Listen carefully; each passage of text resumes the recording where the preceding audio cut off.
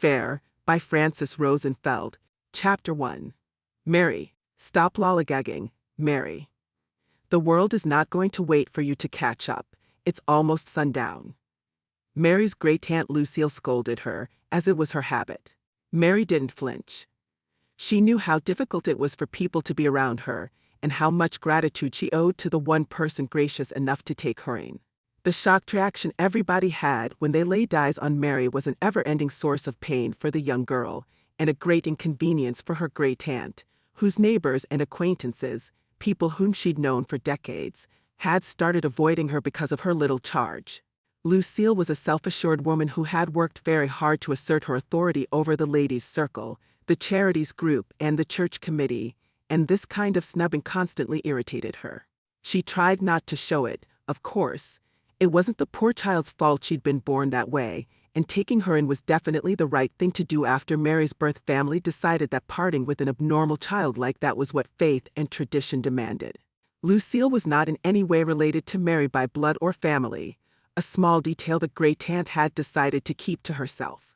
It was irksome enough that some of the villagers had made unseemly assumptions about the origins of this unfortunate child, despite the fact that Lucille's advanced age made it quite unlikely that she was trying to hide an indiscretion by pretending the girl was adopted.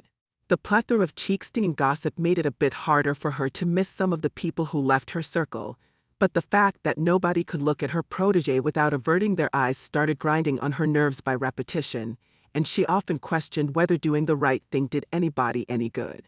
She sighed, then looked up with a martyred look on her face, and told herself that even if people didn't agree, this was definitely what God wanted.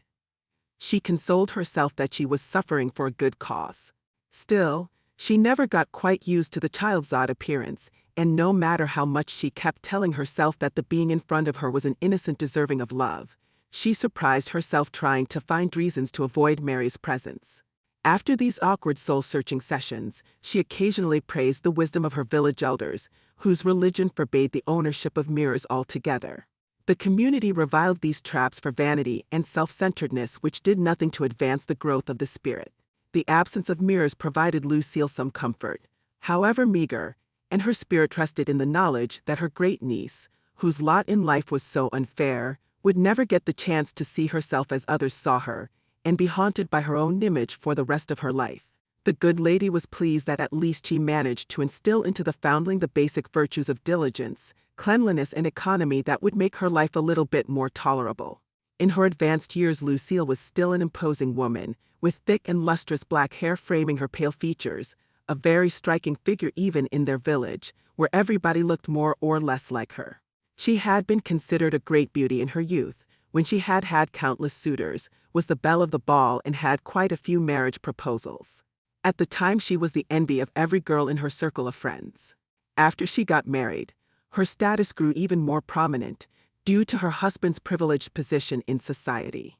If she thought about it, Lucille couldn't think of any way her life could have been more pampered. Sadly, the Lord had taken her husband home a couple of decades ago, may he rest in peace, and after that she decided not to remarry. Her children went on to leave their own lives, and she had grown fastidious with the passing of time, quite set in her ways, so adjusting to a new relationship and the societal expectation to submit to a new husband didn't seem like something she was eager to take on. In time, she had gotten used to being the authority figure in the village, and she ran all sorts of societies and committees, ran them, that is, until she chose to act out her faith and adopt Mary. Every expectation of normality fell through the cracks and vanished after that. Lucille often contemplated how much better her life might have been if she remarried. Instead of adopting this social life-wrecking ball, at least she would have consolidated her privileges and kept the deference of people. Every time these thoughts crept up on her, she blamed herself, and sought strength in the knowledge she was doing the right thing. Lucille liked life neat and proper, things always in their place, dresses clean and modest, food simple, and she kept Mary's hair always cut very short, to avoid it becoming a source of distraction for the girl. Some of her closest friends decided to brave ostracism and stand by her in her misfortune, and they didn't miss the opportunity to offer a wealth of advice. Some suggested that maybe it would be easier for Mary, and quite frankly, for Lucille, if the latter managed to dissimulate some of the girl's striking attributes, but sadly, The girl's eyes were so startling and impossible to avoid that they drew even more attention to the disguise. Lucille dreaded the future. She didn't know what she was going to do with Mary, who was approaching 14 and started showing her age. She deplored the fate of the poor girl, who was never going to attract anybody and was doomed to a miserable life of loneliness and rejection. She never told Mary that, though, and tried to put a brave face on this whole situation, because after all she had been providentially guided to take care of the child, who was to say what destiny had in store for her. Walk faster, girl. Those grapes will turn to vinegar before we get home. Mary picked up the pace in silence, as she'd gotten used to over the years. Since she had started walking, she noticed that people were repulsed by her, and even if she didn't understand why, she was fully aware of the negative implications of her unusual appearance. Sometimes she wondered what exactly was it that people found so disquieting that they couldn't be in her presence for more than a few minutes. She spent her childhood in solitude, but didn't mind it, because she was an introspective type and didn't know how to miss something she never had. As she grew older, she could feel her great aunt's growing discomfort over her life situation, and wished she could do something about it, but didn't know what.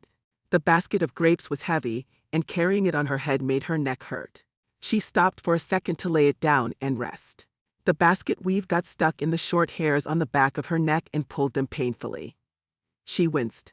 Lucille looked back, annoyed by the sudden interruption, sighed and stopped to wait for her, standing and stomping her foot to express that she didn't appreciate this change in the established schedule. Mary rested for a few seconds, and then picked up the basket quickly, to shorten the discomfort of buckling under her great aunt's disapproving stare. There was a little gleaming strand stuck in the basket weave, something that would have passed for hair, except for its color, which looked like that their mare Rosemary's mane. Nobody she had ever known had hair like that. Nobody. She shuddered, terrified by the countenance she presented to the world, and for the first time in her life she really wanted to know why everyone was avoiding her, and what did all of those people see to make them avert their gaze.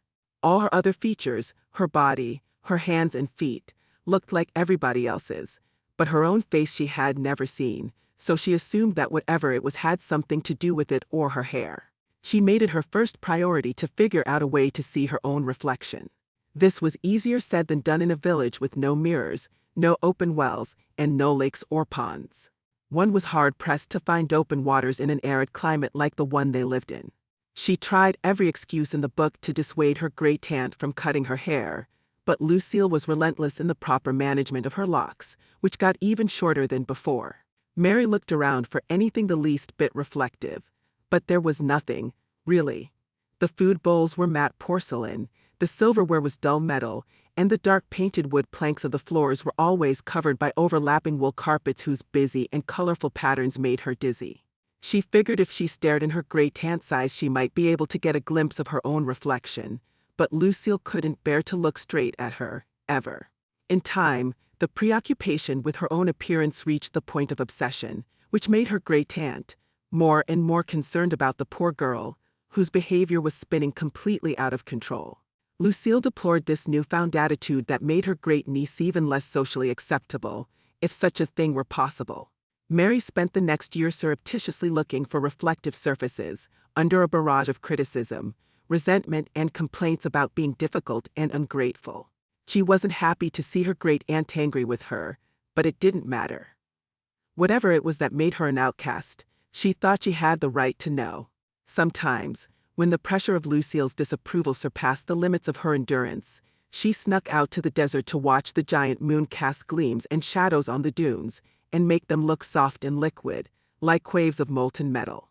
It was during one of these nights, when the moonlight bounced off of the dunes, that Mary caught a glimpse of her own face in the shimmering sand, polished like a silver mirror. She gaped at this complete stranger, whose large eyes shone in the most unusual shade of green, eyes so remarkable they overshadowed the rest of her features, the oval face surrounded by short wisps of hair the color of corn silk, the straight nose, the high cheekbones, the graceful arch of her eyebrows, the well-contoured lips, tightly closed in defiant silence. She stared for a while, incredulous, at the eerie reflection, her eyes growing wider to take in the unexpected image, and then she smiled and thought, "Oh my God, I'm beautiful."